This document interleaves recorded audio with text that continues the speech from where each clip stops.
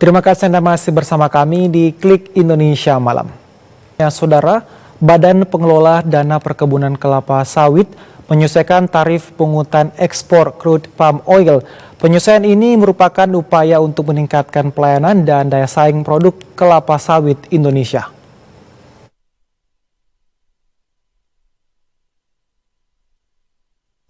Badan Pengelola Dana Perkebunan Kelapa Sawit (BPDPKS) telah menyesuaikan proses bisnis mengenai pengenaan pungutan ekspor dan peningkatan pelayanan sesuai Peraturan Direktur Utama BPDPKS Nomor 3 Tahun 2024 tentang tata cara pengenaan pungutan atas ekspor kelapa sawit, crude palm oil, dan produk turunannya.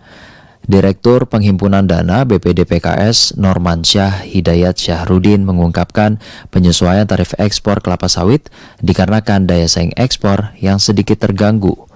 Ia mengatakan tarif ekspor kelapa sawit yang dibebankan pada pengusaha dari semula 11% menjadi 7,5%.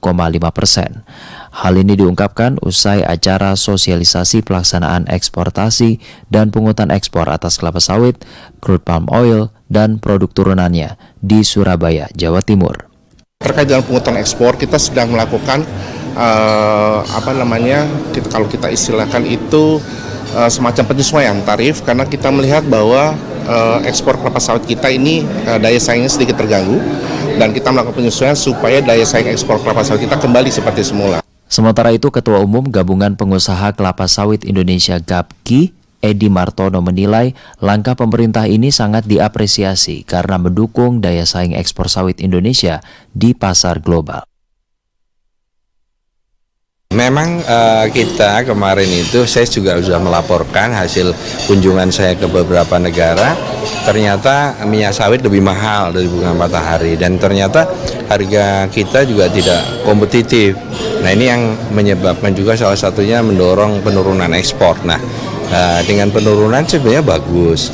Nah, apabila nanti akan dievaluasi, mungkin harus melihat kondisi dulu. Kebijakan penyesuaian proses bisnis mengenai pengenaan pungutan ekspor diambil sebagai komitmen pemerintah untuk terus melakukan evaluasi dalam mewujudkan sustainability kelapa sawit, mengingat peranan kelapa sawit yang sangat penting dalam perekonomian nasional.